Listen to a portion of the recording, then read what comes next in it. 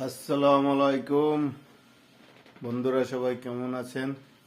আজকে এখানে শনিবার, তো সবাইকে জানাই শুভ সকাল, গুড মর্নিং। তো সবাই কেমন আছেন বন্ধুরা? তো আজকে সকালবেলাকার নাস্তা তো আপনাদের সঙ্গে একটু শেয়ার করি।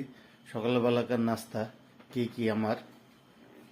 তো প্রথমে আছে একটা লাল গমের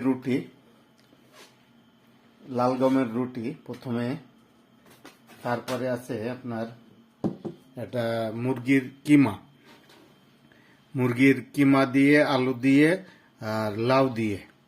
আর তার সঙ্গে আছে একটা কিনজা, সৌদি আরবের এটা হলো কিনজা, সেম সেম পেপসি।